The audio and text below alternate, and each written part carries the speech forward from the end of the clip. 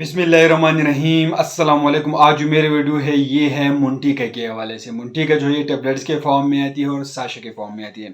Tablet जो है ये 5 mg की पोटेंसी में और 10 mg की पोटेंसी में होती है, और इस तरह साशे जो है ये 4 mg की पोटेंसी में आती है। और इसकी जो फार्मूलेशन है वो है मुंटीलिकास्टिस की फार्मूलेशन है। टेबलेट जो है ये बड़ों में इस्तेमाल की जाती है और छोटे बच्चों में साशे का इस्तेमाल किया जाता है।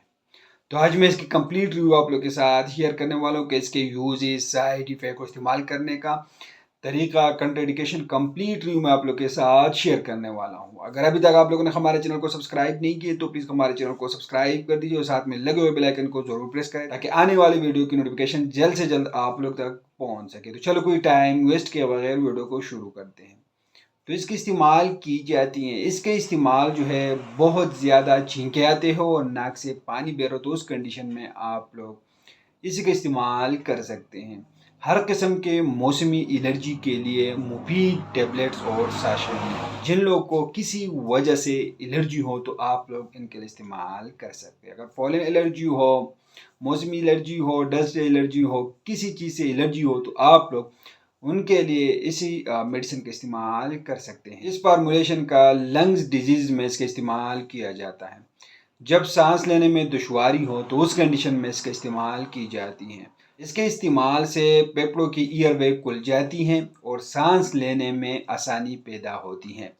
दमा के मरीजों में इसका इस्तेमाल की जाती है। अस्थमेटिक पेशेंट में इसका इस्तेमाल की जाती है। जिन लोगों को एलर्जी राइनाइटिस हो तो उनके लिए इसका इस्तेमाल किया जाता है। राइनाइटिस में इसका इस्तेमाल की जाती है। सांस में तंगी हो तो उस कंडीशन में इसके इस्तेमाल की जाती है। छाती खराब हो तो उसके लिए इसका इस्तेमाल की जाती है। दमा की मरीजों में इसका इस्तेमाल की जाती है। बच्चों में एलर्जी हो या बड़ों में एलर्जी हो तो उस कंडीशन में इसका इस्तेमाल की जाती है। खांसी के लिए एक बेस्ट किस्म के टेबलेट्स और साशे। छाती खराब हो, खांसी हो, खुशखांसी हो या बलमी खांसी हो तो उस कंडीशन में इसका इस्तेमाल की जाती हैं। मौसमी एलर्जी के लिए बेस्ट है। नमूनिया में भी इसका इस्तेमाल की जाती है। तो इस बेनिफिट्स के साथ इसके कुछ साइड इफ़ेक्ट भी हैं। इसके इस्तेमाल से ही साइड इफ़ेक्ट हो सकती हैं। पेट में दर्द हो सकता है, सर दर्द हो सकती है, ज़्यादा पसीना इससे आ सकती है और इसके इस्तेमाल से बदहज़मी भी हो सकती है। तो कंट्राइंडिकेशन देखा जाए तो इसका कंट्राइंडिकेशन ये है कि किसी को इस फार्मूलेशन से एलर्जी हो तो आप लोग उनमें इस्तेमाल नहीं कर सकते हैं।